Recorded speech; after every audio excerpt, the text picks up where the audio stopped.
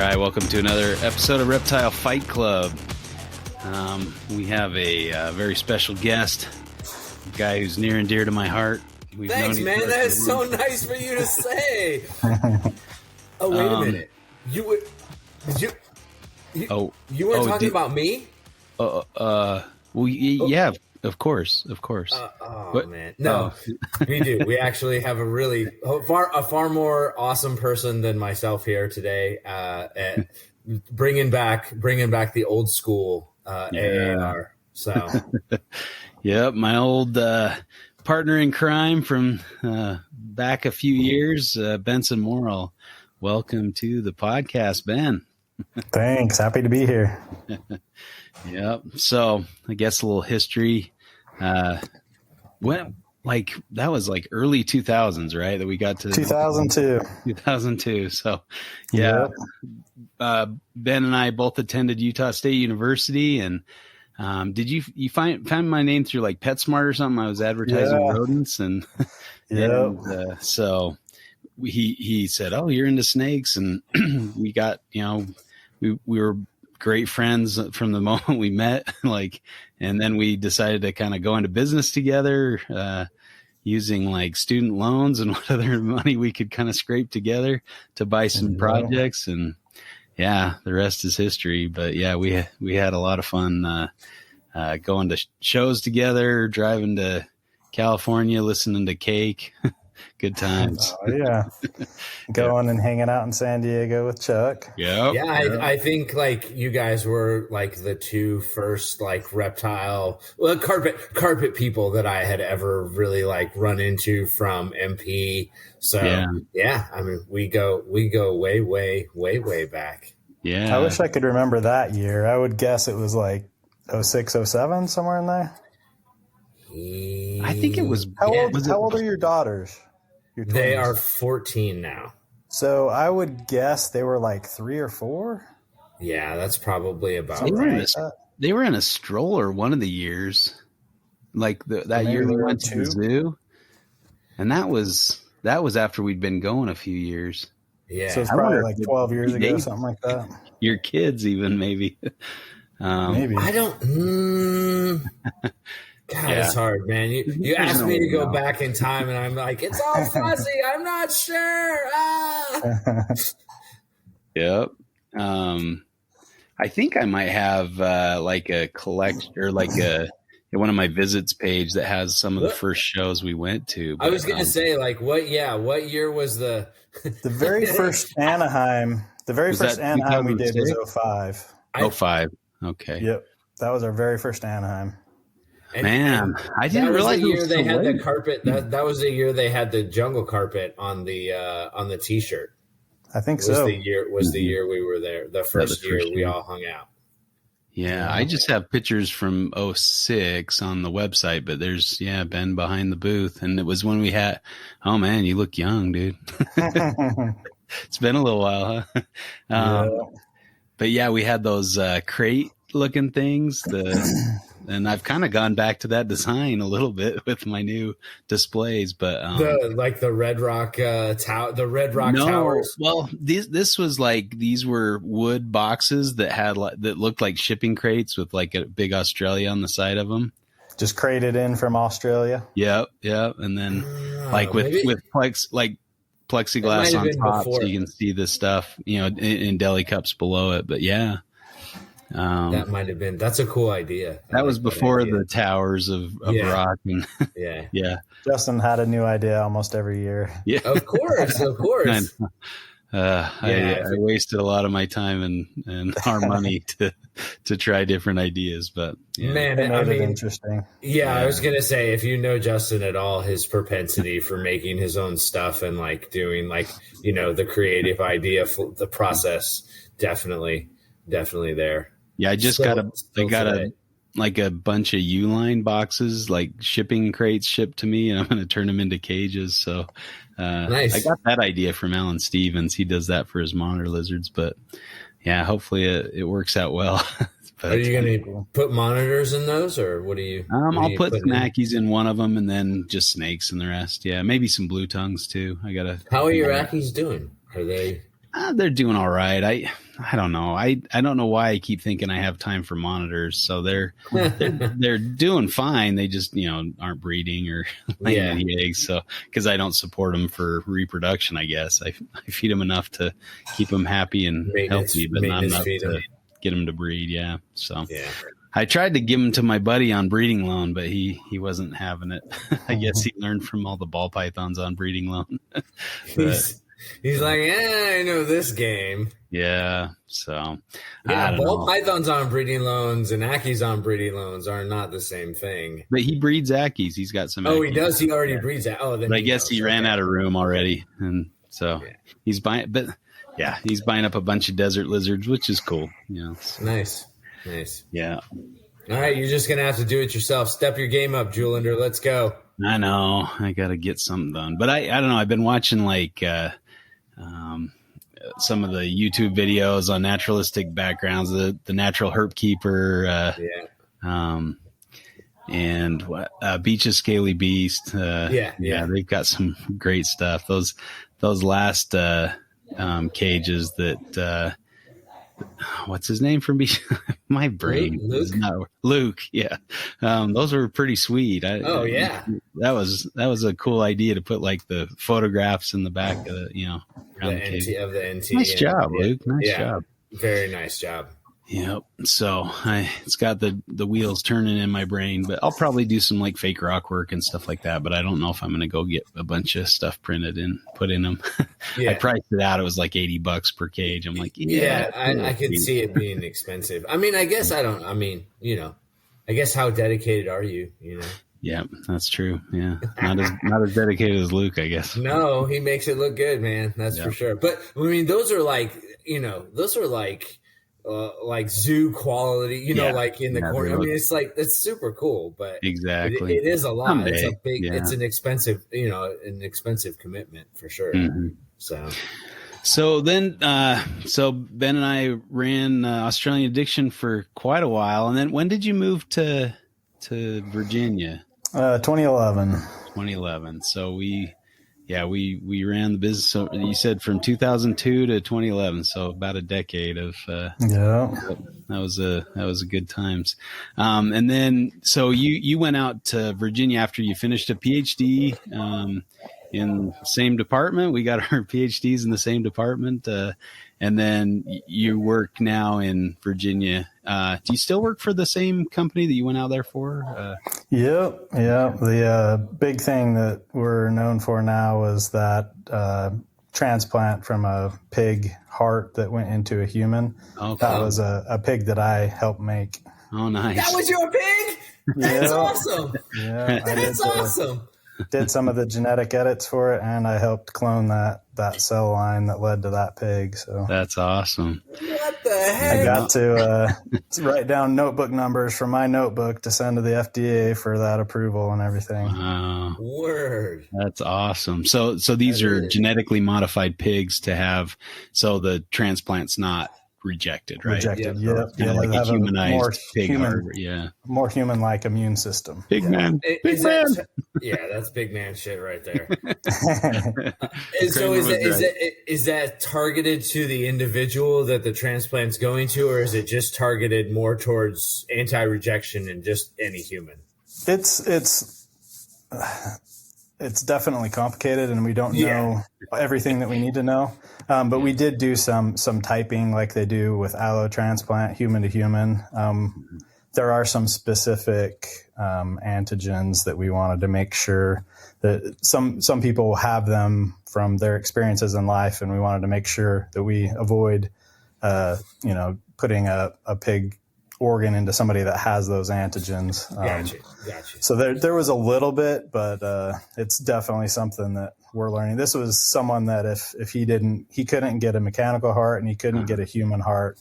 So it was either he's going to pass away or try the pig heart. And him and his family were very brave and wanted to try it. And so he lasted for 2 months with it. So that was pretty cool. The longest xenotransplant to date. So.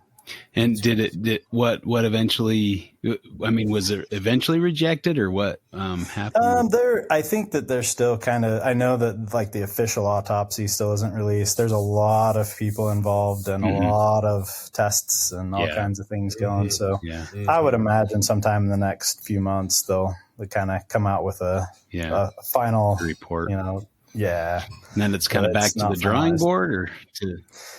Yeah, we're always doing more edits. We're always, making more things. We have it kind of narrowed down to what's been published and stuff.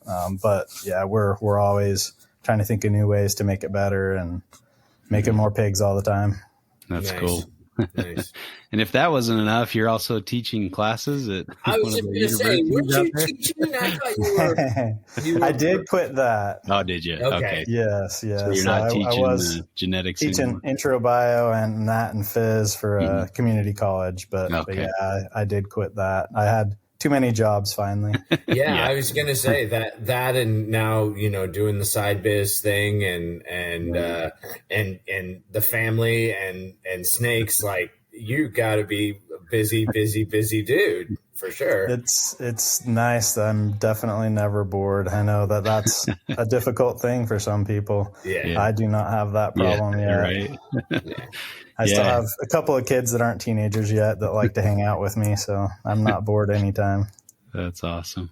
Yeah, it's nothing like a teenager to make you feel old, right? Like, pretty cool. We were talking about that the other day, but so tell us about your side business there. I think most of our listeners would be familiar with what you do there. So, which side business? Rare genetics. So the genetic test. So I still breed pythons. Right now, mostly ball pythons, and then I have I don't know, about 10 or 12 Hondurans. So I'm doing some Hondurans now.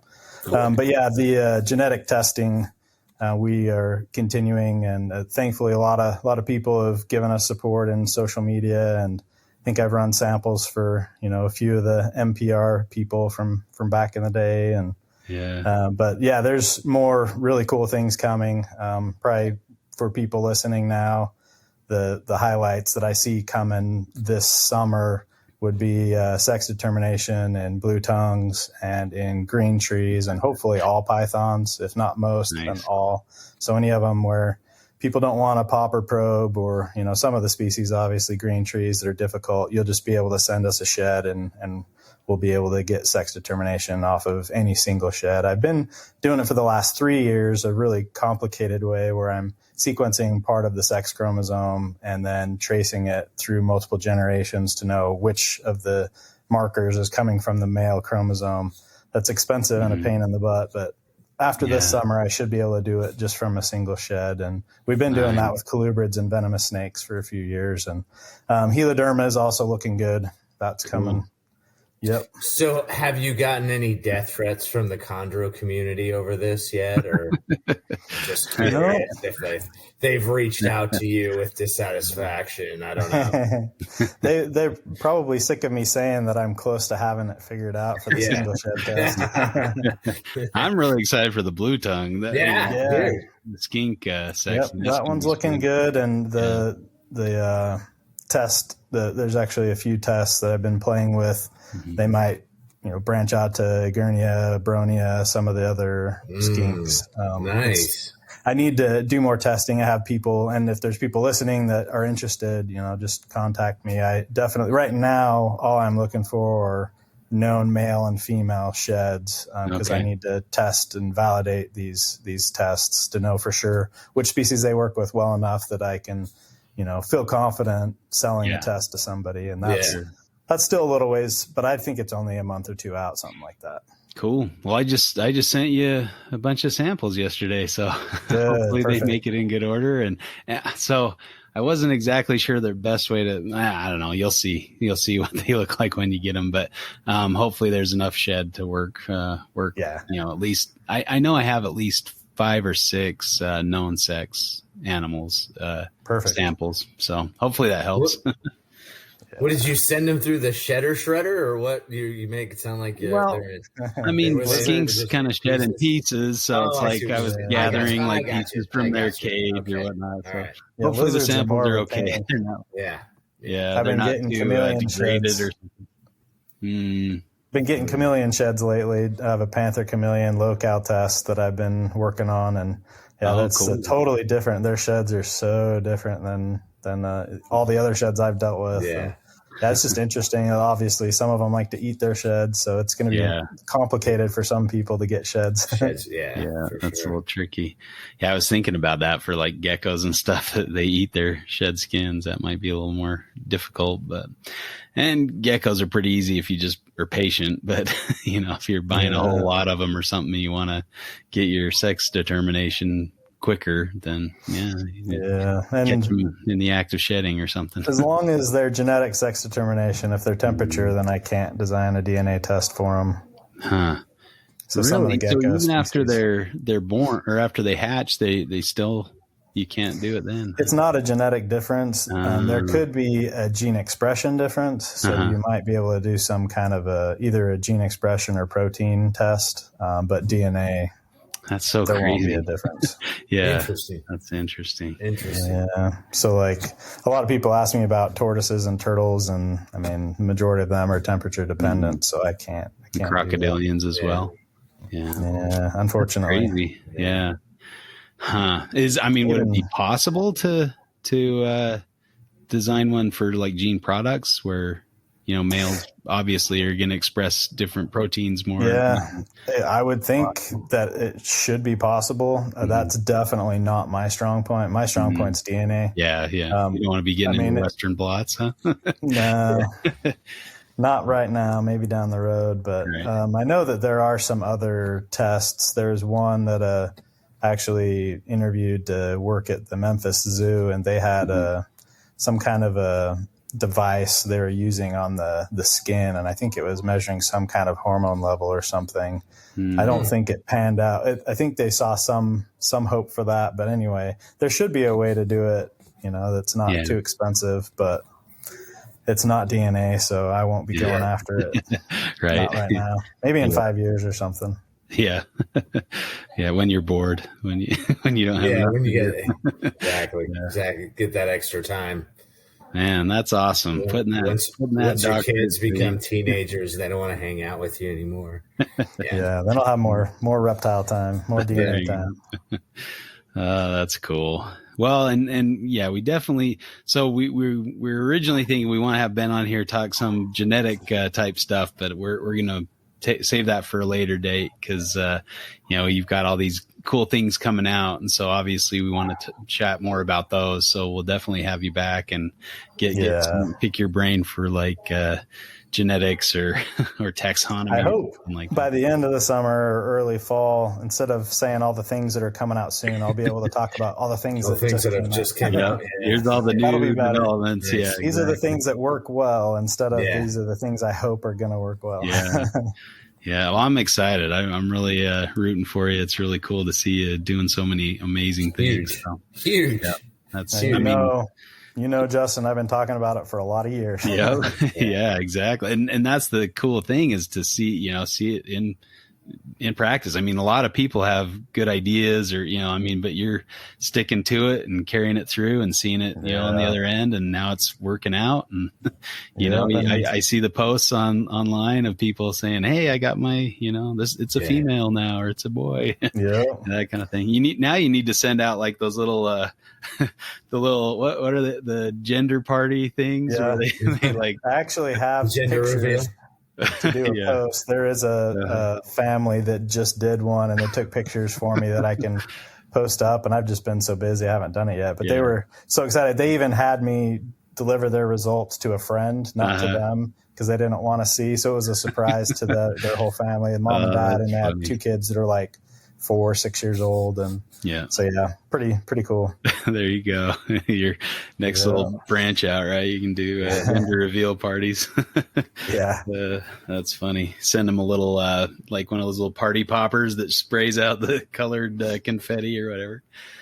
All right. Well, so there's we kind of asked Ben what he wants to talk about, and there was actually a listener suggestion that went along nicely with this. I better look up the name so I don't sit there. Do it right. Who said this? Yeah, let's do it right. Like I do. Got to do it right here. So we actually got a few different suggestions from Mitchell Hodgson, and so we appreciate that, Mitchell. Thanks for your suggestions. And so one of his suggestions was reptile YouTubers are the modern day snake showmen. So like the roadside, snake attractions or whatever. That's he's kind of likening those things to the YouTubers of today. So I think it's kind of an interesting topic, so let's go for it. So thanks again, Mitchell, and we'll try to do it justice here. So of course we'll have our customary coin toss to see who gets to fight Ben. So Chuck, if you want to give it a call, your luck's been running out, but maybe today's your day. It's gone. I have zero faith. That's tails. It is. You got tails. See? All right. Well, in the interest of great minds and old friends, I'm going to sit this one out and let you two debate each other. Whoa. I am just going to watch. I think history demands that this fight is between you two. So make old friends fight. Huh? That's right. Right. Hey, this is Reptile Fight Club. Once a year, it's Reptile Love Club. So that's right. We happened to have Ben on the day it was not Reptile Love Club, so we got to fight. That's just how it works. That's the way it goes. All right. Well, I'm happy to give my 2 cents here. So. I guarantee you, Ben gives as good as he gets. So. Oh yeah. All right, Ben. Well, you get a call for what side of the topic. So call the coin toss here. What do you think it is? Heads. Heads. It is heads. You guys. Nice. Because I was saying, man. Well done, dude. That was like a 50. That was a 50 throw. I was like, oh my gosh, that's halfway between his head and halfway between his tail throw. I have no idea what that was. Nice. Good guess. Well done. All right. Well, what side would you like to take on this? I'll go pro. I'll say that they're a good. Well, I guess specifically, whether they're a sideshow. I'll say that, I don't know. I guess I'll go for they are a sideshow. Okay. And yeah. Is that a negative thing or a positive? I guess. Can we define? I guess that's the question. We can. Or do we need get into to that, define it as a positive, negative? Okay, I'll just kind of go off what you say, I suppose. But yeah, so they are the modern day showmen that are actually good for the hobby. Is that kind of what you want to argue? Sure. Yeah, I can. Okay, that was kind of what I thought. I don't, whatever. Okay. Sounds good. I think that'll work out. So you've got they're not good for the hobby, right, Justin? Okay. All right. I'll go for that one. And so I've thought about this one a little bit, but yeah. So just for anybody, and we're not advertising or this or anything, but there's that animal animal convention thing coming to town, I guess, or in Florida somewhere. And so Sunday. Sorry, it just sounded like that moment that fit. I went for it. My bad. That was appropriate, yeah. So it's this huge gathering of influencers. I don't know if I use that. He did big air quotes, just for those who can't. Well, I am on the con side, so I'm like, I don't know. Yeah. But that's okay. I air quoted with you. So it's not just reptiles; it's all animals, I guess. And there's no animal sales, which is kind of cool. But there's like 90 of them. Like I didn't know there were that many animal YouTubers out there. It's like all social media, right? I think so. This is like llama influencers and alpaca people and exactly and ostrich influencers and flamingo people are there. And hey, they got to represent. The flamingos need their representation. Dude, I'm not here to judge. I'm just asking the questions. So this is kind of maybe what was on Ben's mind is, I guess the Animal Con is why it came to my mind to talk about kind of influencers and whether that's good or bad for the hobby was kind of my thought, which obviously goes pretty hand in hand with the question from the listener. Yeah. And we do see some of these guys at our reptile shows, Brian Barczyk, Dave Kaufman. Who are some of the others? The guy from California. one of the venomous guys. Can't remember his name. Yeah. I should probably get the list out, but anyway, I don't even know if I'm so bad with names. I'm lucky I remember my own name. Is he the heavily tattooed guy with the big earlobe things? That's the Florida guy. Yeah, that's the venomous. He got bit by a king cobra or something. Oh, did he? Okay, I didn't know that, but I'm not surprised because when I watch him handle, he scares the shit out of me when I watch him handle, dude. Yeah, I mean, obviously, there's the animals, but you're gonna get bit like that. Like, there's no way not to. So, and there's a ton. There's a few. Jay Brewer's another one. Oh yeah, how could we forget Jay? No, yeah. So, that was actually, I think that was one of the first places we went when we went to the Anaheim show. Was over to Brewer's place. So, Mr. Nail me in the face with a big snake. So I guess I need to ask you if you want to go first, or do you want to defer the first point? Let me go. Well, I got to choose which side I'm taking, so I'll let you choose if you want to go first or second. Wow. All right. I'll lead us off, I suppose. So sounds good.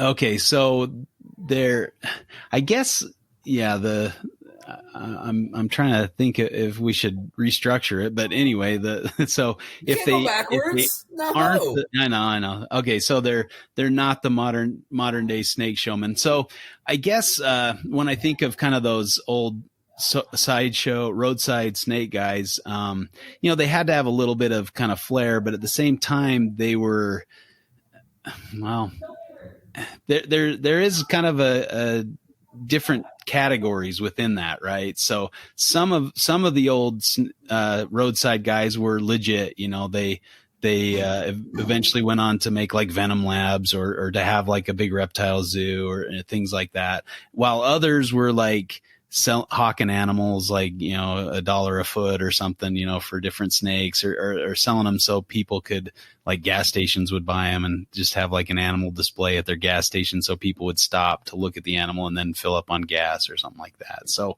that, I guess, I would say maybe a lot of or some of the YouTubers or some of the peoples are kind of like that latter thing where they're just in it to kind of get attention or to hawk their animals or to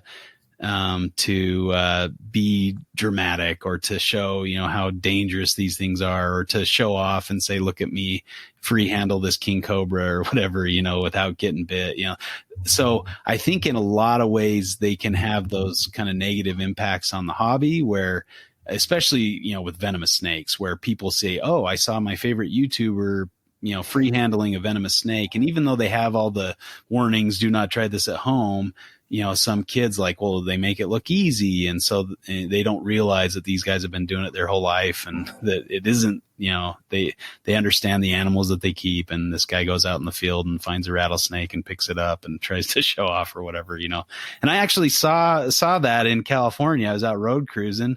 There was a dude on the side of the road holding the Sidewinder, and his buddies were filming him and stuff. I'm like, okay, I'm out. I'm not having anything to do with these guys, So I think, that influence is out there, and I hate to say it, but I think a lot of this kind of falls in Steve Irwin's lap, and I rest his soul. But I think that sensationalism that he kind of brought out in working with animals or interacting with animals in the wild, kind of made it for people following him to try to outdo him or try to one up him and try to be more, dangerous or more, oh, look at what this guy, if you thought Steve Irwin crazy, look at this guy, so I think that there's a lot of potential negative impacts from some of these folks out there trying to either one up the last guy or to do these things that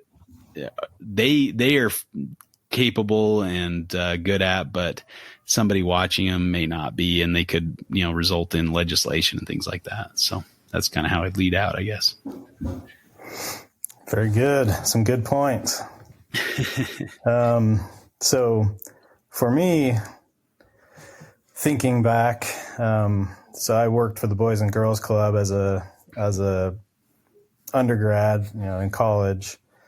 I had that as, a part-time job, and I was the snake guy. And so I would go around the whole county and show off snakes. So I was, kind of a little bit of a sideshow too. I was trying to be educational and teaching, but, it was so funny to watch. A lot of the time, the people, and it's usually the adults, the kids were usually very open-minded and excited and happy. Some of them were very tentative, but the majority of the time, by the end of the presentation, all the kids will come up and, touch, look close or whatever.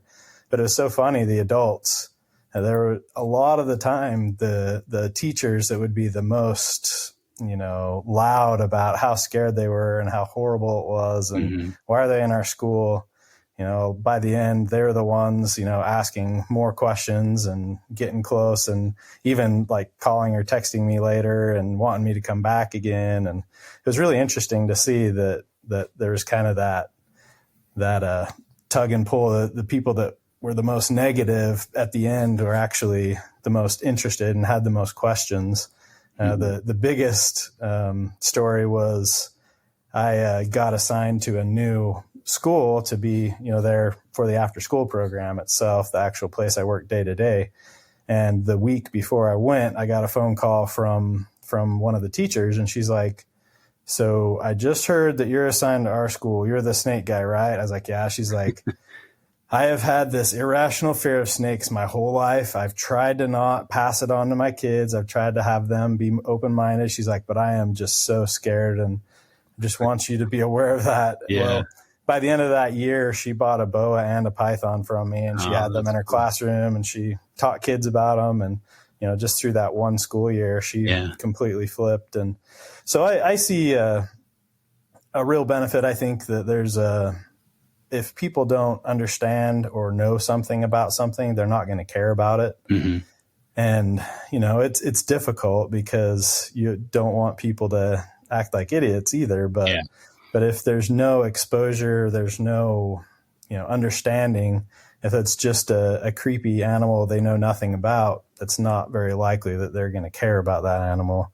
My mother-in-law, I remember when I first was talking with her, and she's like, "Yeah, whenever I see a snake, I run it over, and then I back up and run over it again to make sure it's not going to come back to life."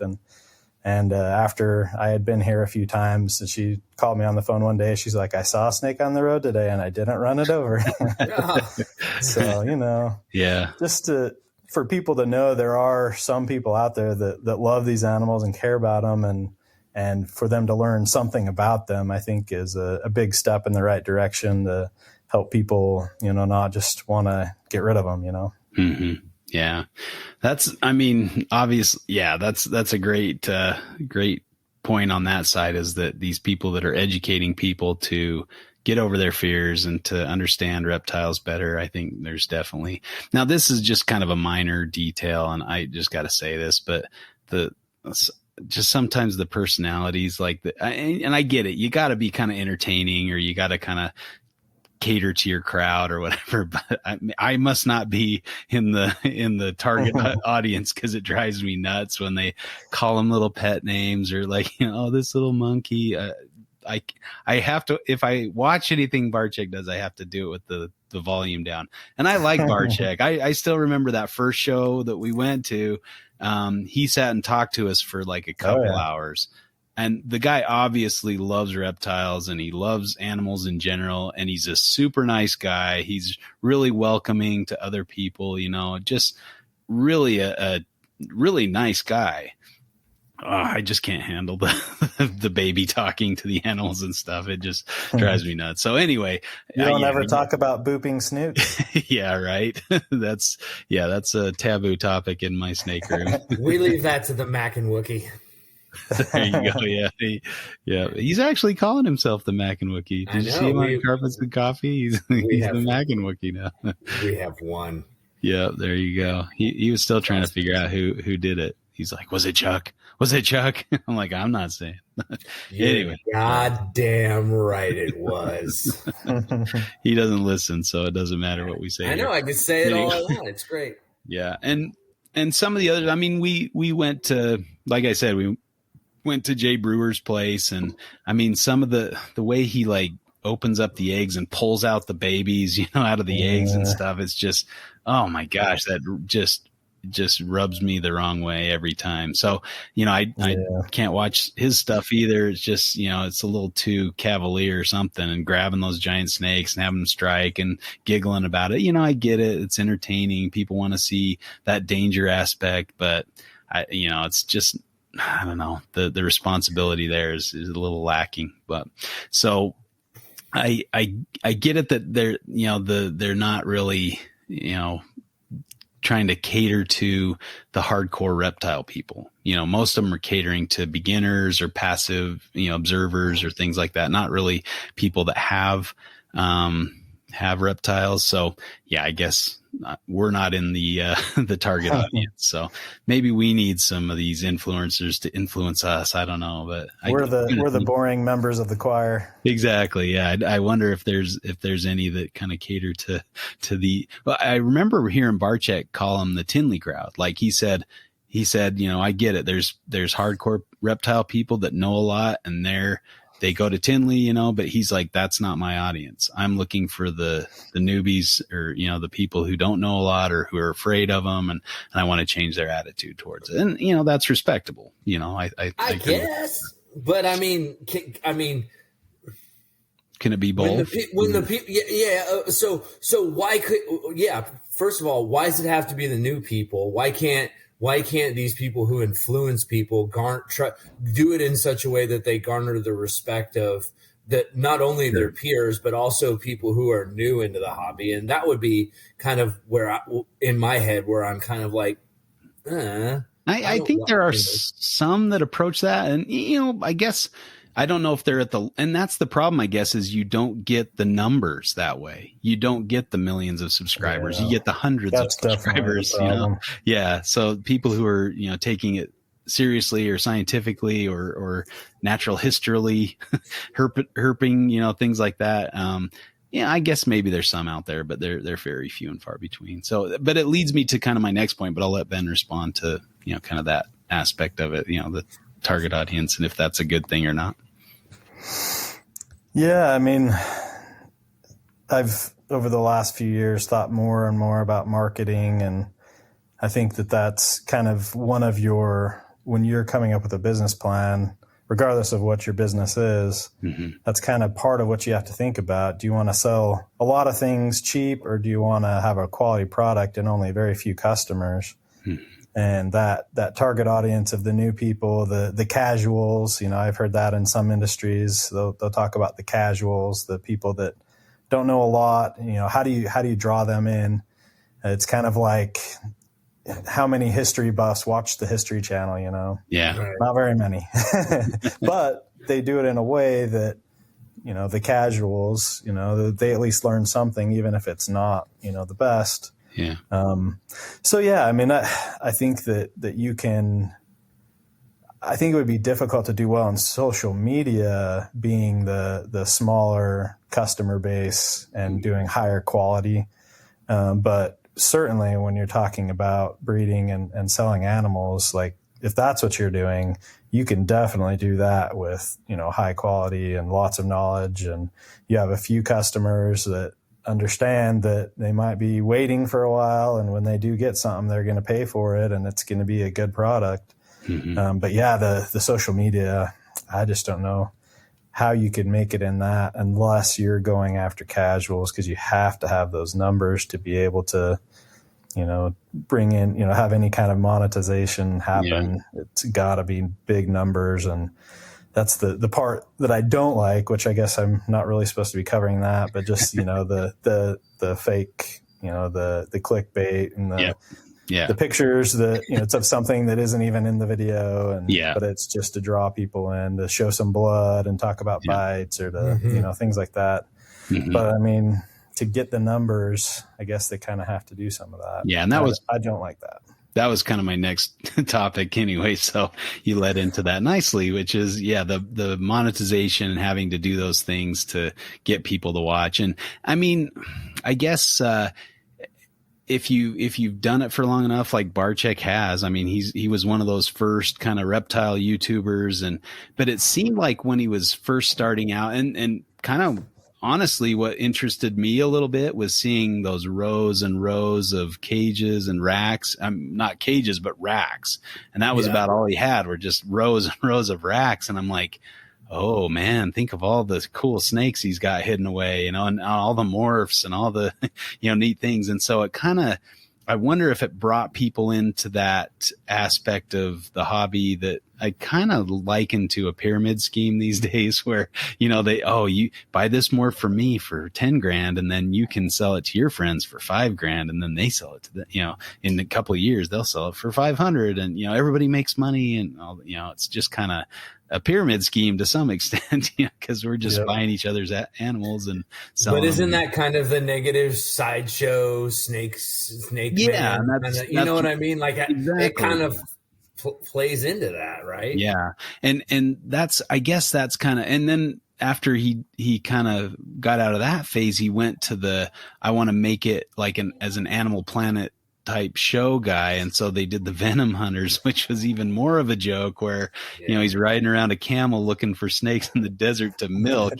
It wasn't realistic. It was completely staged. Maybe not completely staged, but largely staged. I talked to the guys who supplied snakes for the show, so it's like, okay, this is just nonsense. Now it's like he's trying to get notoriety or find some way to make it, make a living out of it.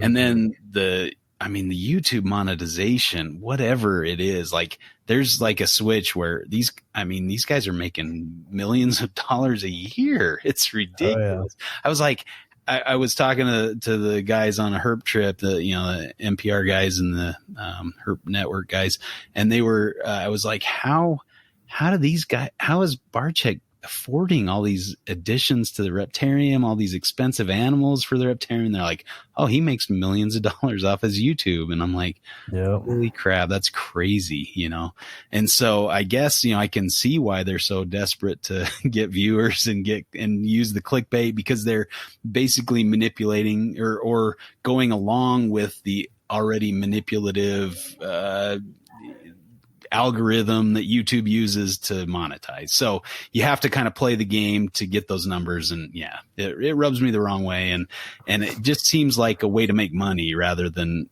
caring about the animals. But I don't know. That's kind of how it sits with me. Yeah. Yep. To me, that's your strongest argument for your side. That's a tough one for me to swallow too. I certainly don't have it in me to do that. I do still see and believe that there are some people that otherwise wouldn't have, thought about keeping a snake or a lizard, except for, this clickbaity thing that, there's blood on the hand. He got bit by a snake. Oh, what's that? And then eventually learn, you can keep these, how pretty they are. I hope there's some good coming of it, but yeah, that's a good point on your side that I don't like that either. Yeah. And I remember hearing, you guys probably have heard this story too, about the famous guy that had the TV show. I won't mention his name, but he's considered an influencer or an animal guy or whatever. And he was going to sex some snakes, and he stuck the probe up the rectum rather than into the tail. So, so it was a male, I guess. Yeah. So anyway, sometimes they have more time to do YouTube than they do to learn about the reptiles they're keeping. But anyway, the other thing I guess about the monetization is it's kind of, that's the that's the reason they're doing it to some extent. It seems like, some of these guys are just doing it to get the viewers or to make the money rather than to really promote the animals like they should be promoted or teaching about them like they should be. And of course, that's a fine line, and not all of them do that. I mean, I do enjoy like some of Dave Kaufman's videos where he's saying, do we keep them right in captivity or whatever? And he's showing their habitat and kind of showing them in the wild and stuff. That's pretty cool stuff. So, I mean, there are some that kind of cater to our needs or our interests, in that way. So, and like the herper YouTubers that go around and show what they find herping and stuff, like NFK or NKF. Yeah. Noah Fields, I think his name is. And, he does some cool videos. I enjoy watching people herp. So maybe there are some that cater to me, but, when you're trying to make money off of it, that's when it kind of rubs me the wrong way. And some of those guys are like, especially like an importer or something where they're like just peddling, half dead animals that are imported. And maybe that's an overgeneralization as well. But, if you're just trying to peddle your snakes to get notoriety or something, I guess that's akin to the snake collectors back in the old days that were selling their snakes on the side of the road to gas station attendants to get people to stop to pump gas. You feel horrible for the animals that are at the gas station. But then again, like if I saw that when I was a kid, I'd be like, oh, let's stop there. I want to see the snake, that kind of thing. So it does work, I guess. So all those roadside zoos, I guess they were onto something, but yeah. Yeah. Oh, a really good example, at least for my personal experience, we got to do a video with Emily and her husband from Snake Discovery. Mm-hmm. This last, I guess that was February or March when that came out. Yeah. And, I mean, it's crazy to see. I don't know if did either of you go to Tinley the last couple of years? It's been a few years, but yeah, we hung out. When was that? Like 2018, I think it was right before the pandemic. So yeah, like, the last time I went, I think that was October in 2019 was the last time I went.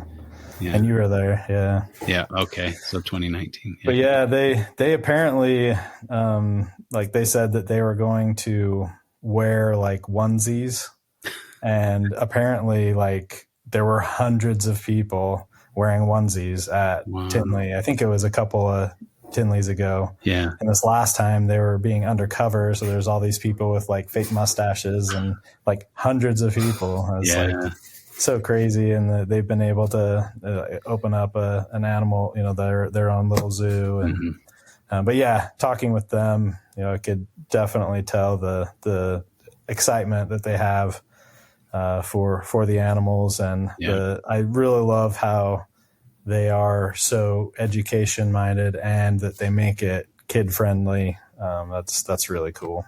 Yeah. And I think that's a strong point for you. Like there are some out there that are, that are doing it the right way and who have, become popular for the right reasons, it seems, that aren't just trying to make money, but they did this out of a passion. And I mean, I kind of think like, I think it takes a special personality to be able to do that week in and week out, or day in and day out. Like, doesn't Barczyk put out a video every day? I don't know if Snake Discovery does. I've watched a few of those and they're actually pretty good, Yeah, I think they do 2 a week the majority of the time. Yeah. And I think, Barczyk, at least for a while, was doing 1 a day. I don't know if he still is, but I'm not sure either, but that's, and I think if you can kind of stick to it and have that passion for the videography and show some fun stuff and educate at the same time, I don't see any problem with that. And I think some of the roadside attractions turned into really amazing institutions after, a while. Reptile Gardens in South Dakota started out with the guy on the side of the road with the rattlesnake under his hat, lifting it to reveal that he had a rattlesnake under his hat this whole time or something. And now that's one of the most amazing reptile zoos in the world. And it probably has the biggest collection. And I mean, Terry Phillip is one of the coolest guys out there. And he's one of the guys that runs that place. And so, so definitely good things can come of these things. But I mean, for every one of those, there's probably quite a few that were, terrible that went away for good reason. Maybe they changed the wildlife laws or, that kind of thing. And so they couldn't. I guess I think, more into our industry, Justin, like do you feel like that there's people who do serious snake breeding who maybe are the not good influencers of the reptile breeding community? You know what I mean? Like, so you have people in the influencer who maybe they're there for more of the entertainment value of the information distribution value, or I'm going to get rich. Yeah, exactly. Right. But then you have those people doing it kind of better, but then you bring it closer to home to all of those people who breed reptiles and know a lot about what they keep and are very serious and actually tend to be pretty critical of those kind of people. You even have people within those circles who might be the selfish monetizing influencer of the reptile breeding community. You know what I mean? Like, so I feel like there's both, right? I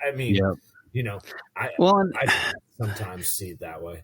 I mean, I guess, who hasn't been fascinated by a giant python at some point or another if they like reptiles at all? I mean, that was the first python I got was a big Burmese python, and it didn't go as well as it maybe could have, but for the amount of information and stuff that was out there, I just saw a big impressive snake and I wanted to try that, and I realized real quick that, it's cool for a minute, or, it might be cool when you're walking down the street with the giant snake around your neck, and that was kind of the mindset I had when I was a kid. And so I guess when I see adults kind of like trying to sell giant reticulated pythons or just really pushing that as, oh, these are great pets and everybody should own one. That rubs me. Or Nile crocodiles. Yeah.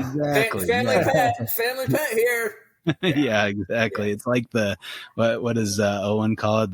The Hamburg starter pack. Yeah. Welcome to Hamburg. Have your reticulated python and the Nile crocodile free of charge with your below 80 degrees, please, whatever you do. Exactly. And, and keep them all in one cage. Yeah, exactly.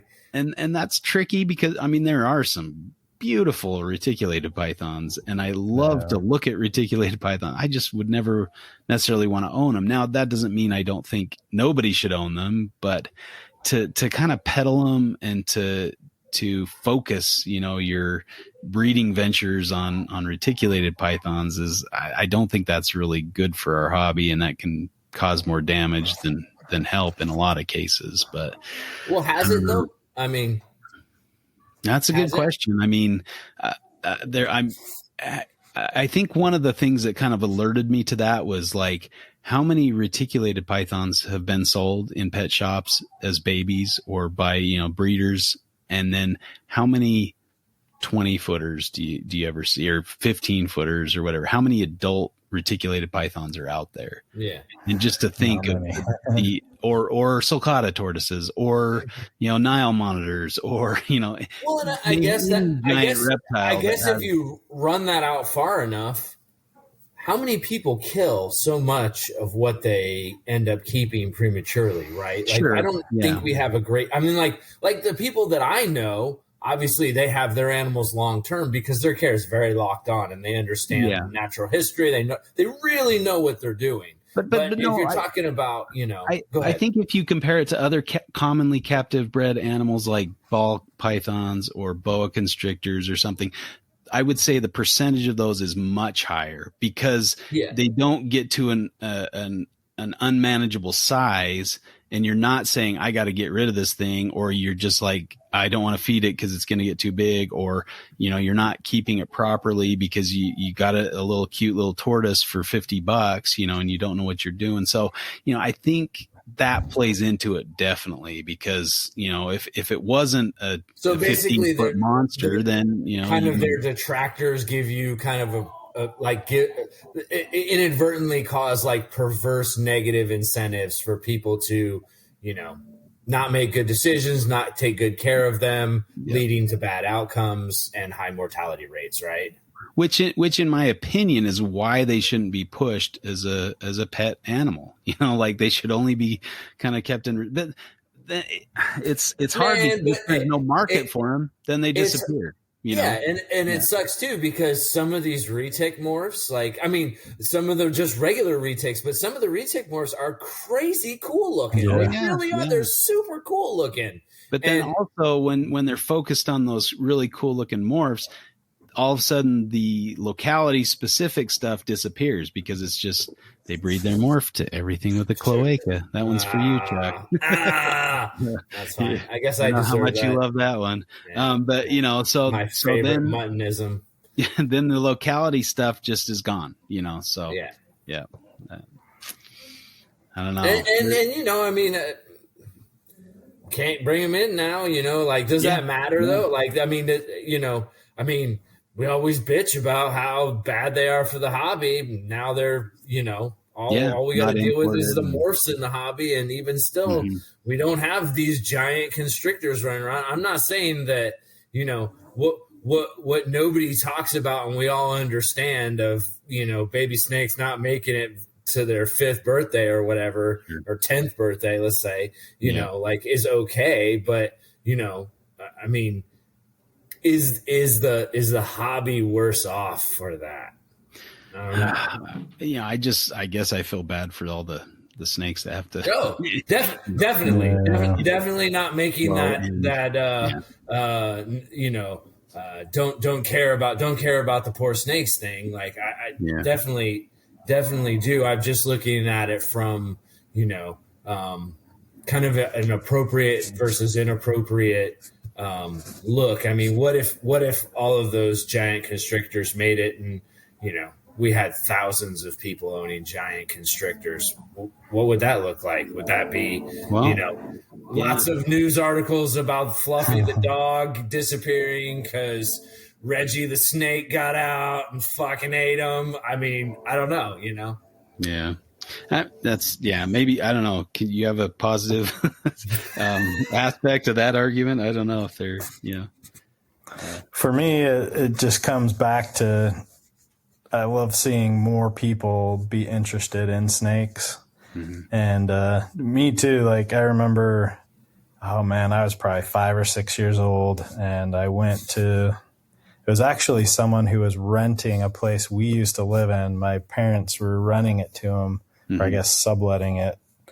And anyway, I walked in there and he had a cage and it had, I think it wasn't a giant Burmese, but it was, you know, a good size one, probably 6-8 feet or something. But I remember for 2 or 3 weeks after that, almost every single night I would have a dream about how I had a cage with a python in it. And I was so excited. And then I'd wake up, I'm like, and there's no way my mom was going to let me. She didn't let me keep a python in the house till I was 18. And that was barely, I got to keep some of the smaller stuff for a week or 2 or a month that I caught locally. But so, you know, I guess I kind of go back to the point I made earlier that, you know, and like you guys said earlier too, like you see that giant python, no matter who you are or what you like or don't like, you're still going to think about that animal for a while, whether you're scared of it or fascinated by it. You are not going to forget seeing that gigantic thing with no legs and seeing how it moves. And then, you know, for me, learning what it does in the wild and, you know, seeing it at zoos and recognizing little differences, and just like, you know, that set me on a path where I was so excited to learn about all snakes and wanting to keep whatever I could, whatever size it was, whatever I could get away with. But yeah, I certainly am not excited about, I guess what becomes a disposable pet. That's definitely, and it's not only the big ones, it's the cheap ones too. Oh yeah. Yeah. Those become disposable pets too. And even like hamsters and things like that. I don't love that. That's for sure.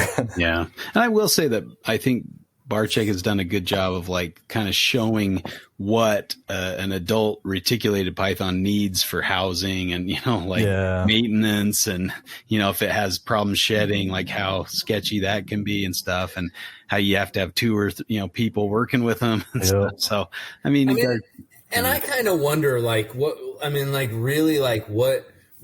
is the impact of the average person seeing some of the sensationalism that like Brian Barczyk does with a large constrictor, or Jay Brewer, or like, I mean, because to us it's kind of like, that's not the best representation. That's not how those animals always are. Like, you know, and we always see those moments and we're like, that's not showing us in the best light. But we also have to like think about like what brings people in. Like, would any of those guys even reach the amount of people, you know, if they didn't do it that way? Yeah. And what do people think about that? Is it really, I mean, you know, do the people who watch that, who don't know a lot about snakes, sit there and think how irresponsible or whatever we may even think that is, you know? Like, I don't know, you know? I don't know if this is specific to American culture, but we do like to see kind of that crazy, like, jackass type stuff, you know, where they're gonna, you know, shoot each other out of a cannon, or, you know, I don't know, punch each other in the nether regions, but that kind of stuff. And so like Chewy, you know, back in the day on Barczyk's videos, when Chewy would get bit, or they do stuff with Chewy, you know, do stuff to him. He was kind of like the clown, like getting bit every episode. And so it was kind of, I think people kind of came in out of that morbid curiosity and like, oh, look at this guy, he's getting bit, you know. And I think it started out kind of on that, you know, sensationalism, like, oh, watch me get bit by a snake, and, you know, kind of using the animals to entertain rather than educate. And I think that's kind of the line, you know, like when you're using animals strictly for entertainment, especially when you're having them bite you, you know, they can lose teeth or get infections or things like that, mouth rot. I don't know, like who knows if they can get exposed to different pathogens that way. So, you know, it becomes a potential problem for the animal just to entertain us. And, you know, I think that's a little definitely on the side of this aspect. Glad he's not doing it, but you know. I know. I seen a picture of him recently. I didn't even recognize him. I was like, wait, it's familiar. I guess. Yes. Yeah. Yeah, I was at I believe it was an IHA, International Herpetological Association, something like that. I think we were in Arizona or New Mexico. Can't remember, but anyway, Harry Green is a very famous snake. He's the one that wrote the Snakes book, one of the best overall snake books, and he was at Cornell, and then, or I guess he was at Berkeley first, then Cornell. But anyway, I got to see him give a talk, and he was talking about this very specifically.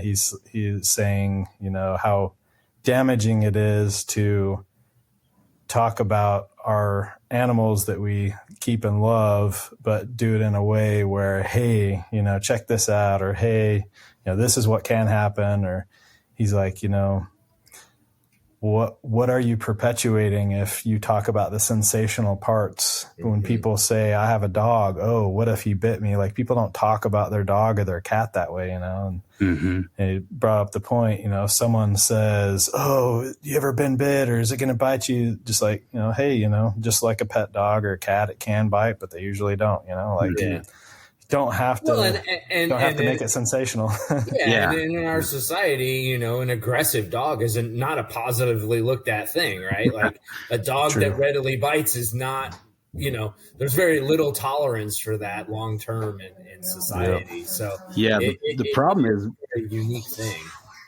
The problem is we understand that, like that most dogs don't bite, and that some that do need to be handled appropriately. But the public generally thinks that all snakes are out to bite them, and all snakes are aggressive and angry, that kind of thing. So I agree 100% with Harry Green. That's definitely an important aspect of this. That he's like, you just got to get a habit of not talking about your animals that way.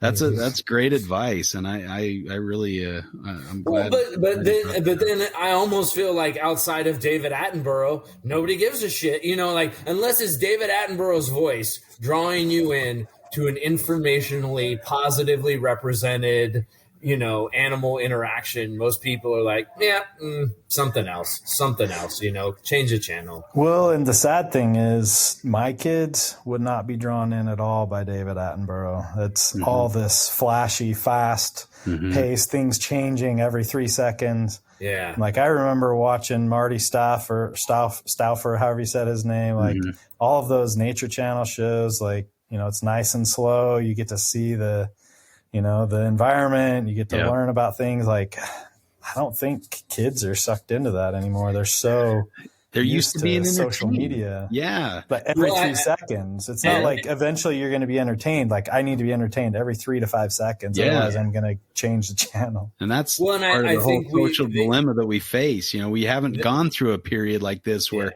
everything rotates around entertainment. It's like, it's hard. The information age has required that the brain's processing speed goes so much faster. So I think, and our brains have done it. It seems like kids' brains have done it really well, but now it's almost like that's how their brains are wired. They want that very quick transit. Give me flash, give me, stimulate. I'm not stimulated. Move on. You know what I mean? Yep.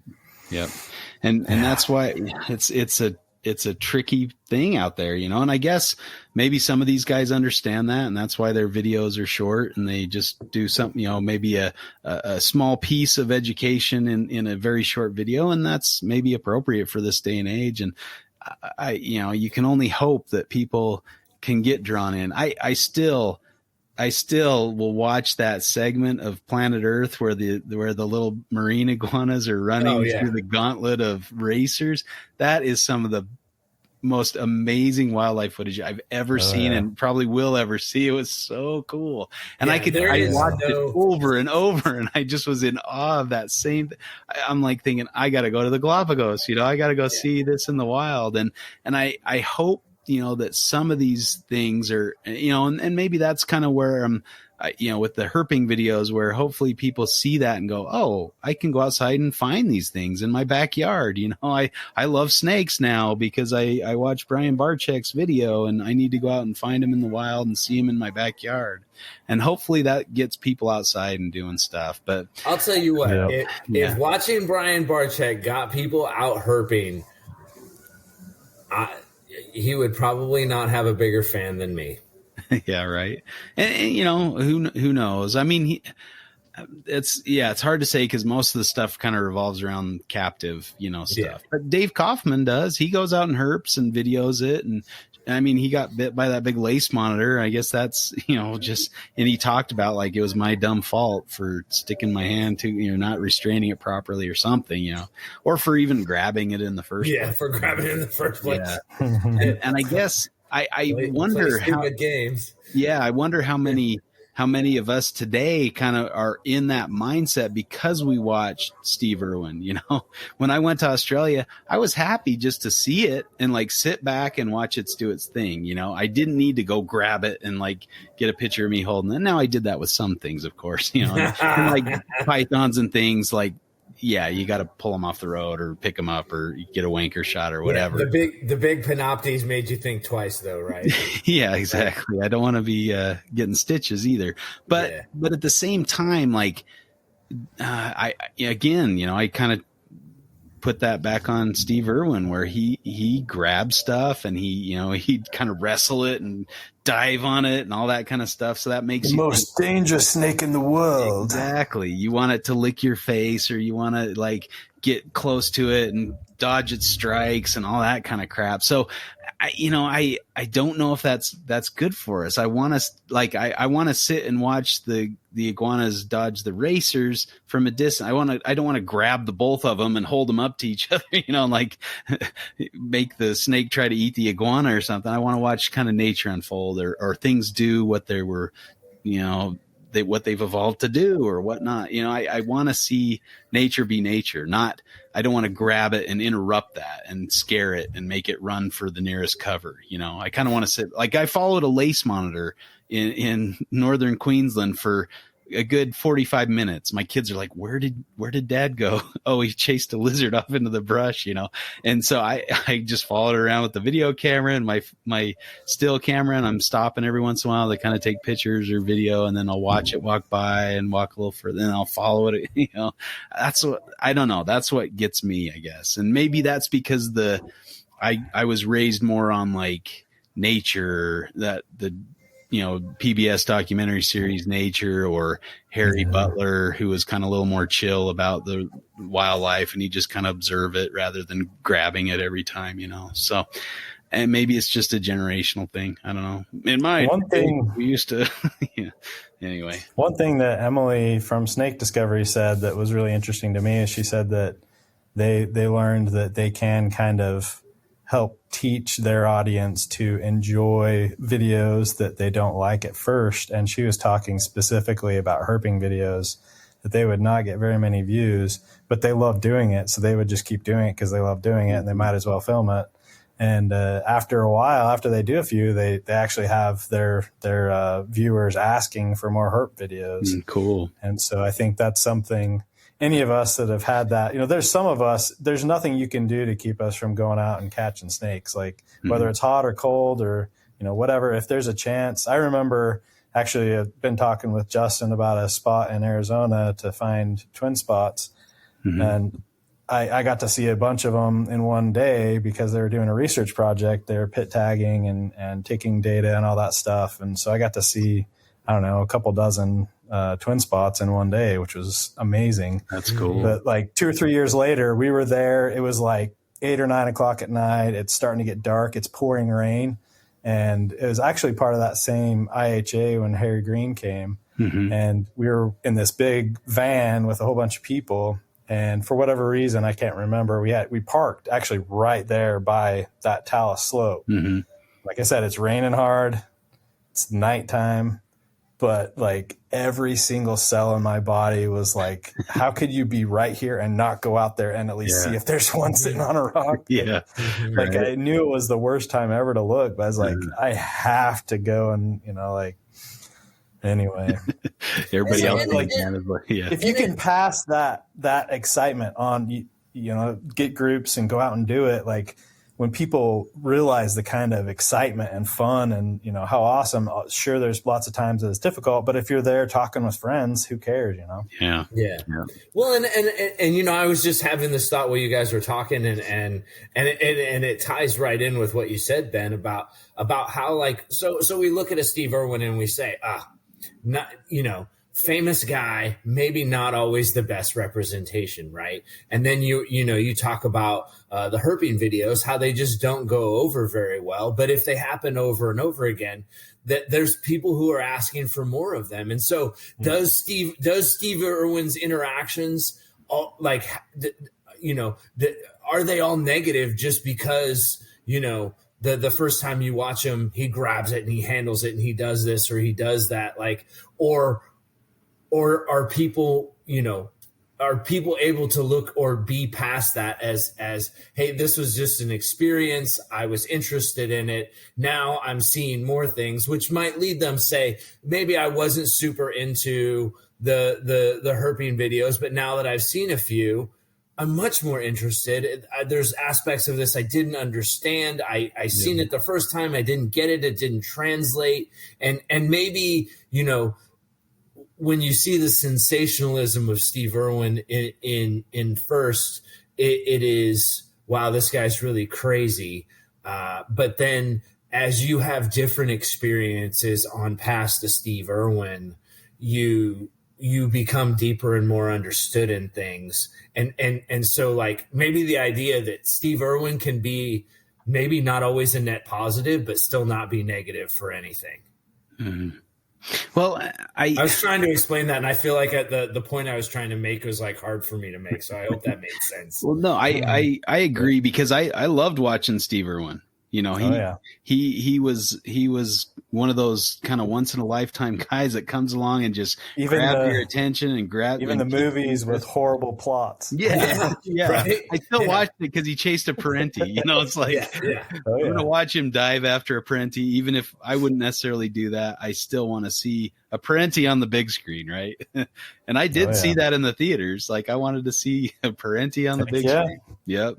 So and I mean he is very rightfully so well beloved, you know, throughout anybody who's interested in reptiles, at least of a certain age. You know, people may not remember him these days, or, you know, the memory's fading a little bit, but I would also kind of another negative aspect to those kind of shows is the thing that just killed me. And this may have occurred to me later, you know, after I'd seen the episode or something, but when they're out in, and maybe it's after I've been there, right? So I went to Cape York up to the Iron Range and we looked for green tree pythons. We saw a couple in the wild, and then I see this, you know, the crocodile hunter where he goes out to that same area and he finds like a whole litter or a whole group of hatchling green tree pythons in like the daytime, like next some isolated tree out, you know, in a field or something. And I'm like,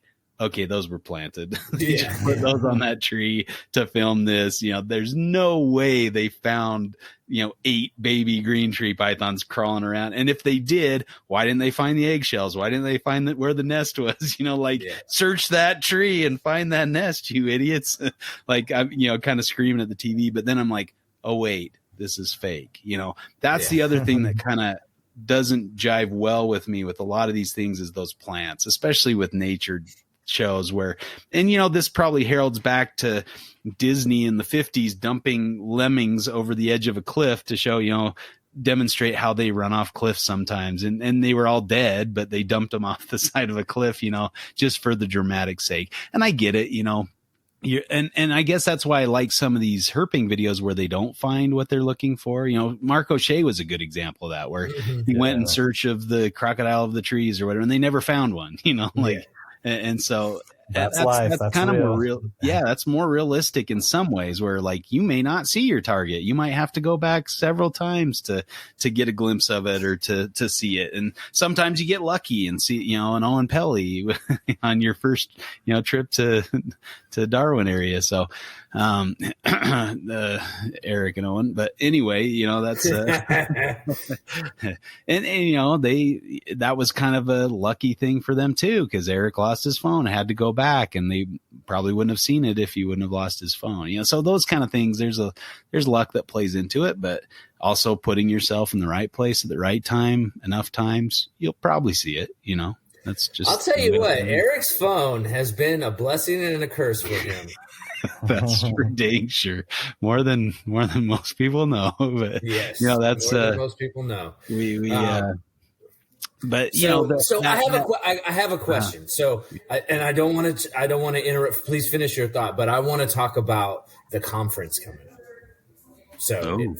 Yeah. Well, no, I think I made my point. I don't know if Ben wants to respond to that but you know, that faking of nature documentaries really rubs me the wrong way and is a negative aspect of kind of that, making it look easy or like, you know, oh, I just went to their range and I found a whole litter of, you know, baby green tree pythons. Anyway, so. All right. Yeah, to me, that's right. The same as the clickbait kind of thumbnails and stuff. Yeah, for sure. So we have this conference, whole room full of, you know, hall full of influencers. 90 of them. Yeah. 90 influencers across, crazy, you know, multiple species and genus of animals. Mm-hmm. And they're what? They're setting the tone for the future of Flash and the way animals are viewed and consumed by the media of humans. I guess that's the question: is this to like bring in the next generation of influencers, or to, you know, or is it just to make money? You know, of people who are interested in influencers. You know, it's hard to say like. And I guess it is to pin down what an influencer is there for, right? Yeah. Like, what is their, you know? Because I can't see them like with with 90 of them, I can't see him like making all that much money off of a conference. They're going to split the money 90 ways. I don't know. Or they have to be ginormous influencers, which would, to me, indicate that they're monetized, so that they have an incentive to be like, hey, let's all get together and figure out how to kind of run this, like kind of the corporations, all the corporations getting together and being like, how do we run this whole thing? Just us. Mm-hmm. You know what I mean? It definitely seems like the way they're marketing it is, come and meet your favorite, Instagram, or come meet your favorite YouTuber. Like, it's definitely, come get pictures, come talk, come, that's the attraction. Mm-hmm. Yeah, I guess that's probably appropriate, because if they do have that many fans out there, then people probably want to interact with them. They want to chat with them. And frankly, I wouldn't mind hanging out with Kenan Harkin or something. He seems like a really cool guy. I'd like to chat with him someday. I haven't met him in person before, but it's hard to say. Like, yeah. And you almost wonder, like, you go to a reptile show, right? We all go to reptile shows because we're like, that guy's doing this and he's killing it, and I want to talk to him about that. Like, so we do that, right? But but Brian Barczyk shows up at reptile events, and how much shit he gets from reptile people. So it's like, I guess I could feel like why influencers like Barczyk would want their own freaking thing, because they're like, hey, I got 1 million followers. Like, I got a lot of people who want to, talk to me or whatever. Screw all these snake people if they don't like me, kind of thing. Yeah, I guess I get that. You wonder how competitive this thing's going to be. Like, no, pay attention to me. I'm more of an influencer than this guy, So maybe that's why they have such a diversity of like fish people and arachnid people, and so each can kind of have their 3 or 4 guys that's in their little area or something. So I don't know. I have no interest in attending something like this, but I don't fault anybody who does, I guess. And again, I'm not maybe their target audience, but I know I've watched some of their videos. I've seen a lot of their stuff, so I don't know. Yeah. I think Kevin from Nerd is going to be there too, if I remember right. Yeah, I think so. And somebody else from Nerd, like the videographer guy that films Rob Kevin. Rob. Yeah, no, is it somebody Rob? who used to work there. I don't think it's one of the guys that does the podcast with Rob. I don't know if Rob's, because Rob's not affiliated with Nerd at all anymore, right? He just left. Yeah, he left. He's totally doing something else. Yeah, doing his own thing. So I don't know, but yeah, a couple nerd folks and former nerd folks are going to be there. Yeah. So, and I have reservations about Kevin too, but I'd sure like to go tour Nerd someday. That'd still be kind of cool to see all the stuff he's got going on. So I think we get a black dragon from him. Yeah, right. Those are cool. Super cool. And frankly, I wouldn't mind going to the Reptarium and seeing Barczyk Zoo. I'd support that. I think that's, and again, he's not all bad. He's got a lot of great qualities, it's just sometimes he just rubs the hardcore herpers the wrong way, so I don't know. I've heard a lot of strong opinions about Barczyk. People love him and would die for him, and others want to see him, see him dead, tortured or something. Yeah, exactly. Well, and it's like the angry anti-passion against him is so strong that sometimes I'm like, I get it, but I don't get it, like how far you're taking it right now. Yeah. You know what I mean? Just don't watch his videos. Like, if you feel that strongly, just let it go. Yeah. Easy. Yep. But there's also the whole thing of like, if he's going to be out there, kind of representing us in some kind of a fashion, do we have a right to, absolutely. I think anybody has a right to be like, hey, you're screwing me over based on how anti-pet and certain agencies and stuff are doing us right now, like, you're not helping. Like, I think people definitely have that right. And I guess that's where the concern comes in around conferences like this, because you get a bunch of influential people in a room together. I don't know how often it works out good, but in my hardest of hearts, I feel like it doesn't always work out the best usually. Yeah. And you wonder how many like people that kind of maybe come in through Barcheck or something, move on to other reptile YouTubers that are, famous, have lots of hits, like that algorithm that recommends the next video, and so when they're clicking through all the videos that they want to watch that day, they kind of show up, and so it kind of feeds on itself. And so you're going to be attracted to a conference like this because you love Barcheck, who got you into Camp Kennan, who got you into, all these other YouTubers or whatever. And so you're there because you have all these heroes that are all going to be in one room. So I don't know, more power to them, but I won't be attending. Yeah, I'm sure they care a lot if I'm there. So yeah, they don't give a crap. I don't influence anybody. You influence me, Justin. Me too. Yeah.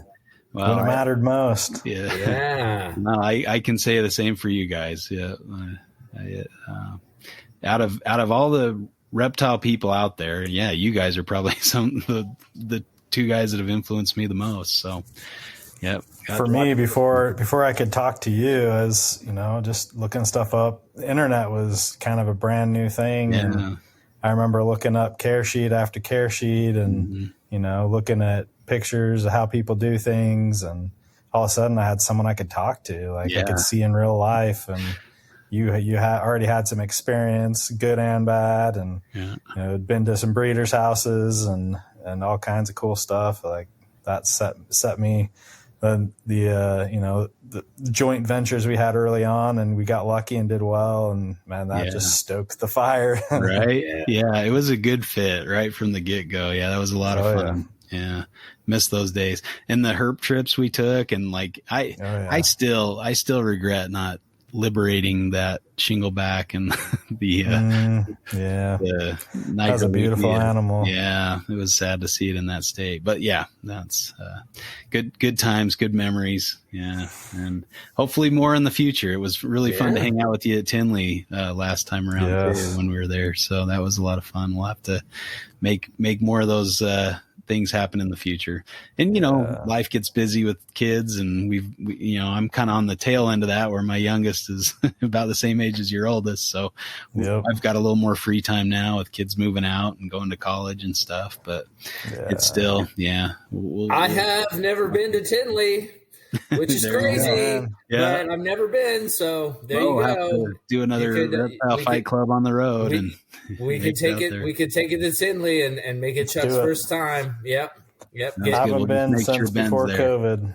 It's about time for me to make it again too. There you go. So my understanding is like carpet rows no more, or like that's changed, or what's the? No, it was there when last time you guys were there in 2019. So maybe I had heard that it wasn't its former glory, or I don't know. I don't know what happens in these reptile events anymore. Eric and Owen weren't there, and some of the others weren't maybe there. That's what it was. Maybe it was like. Yeah.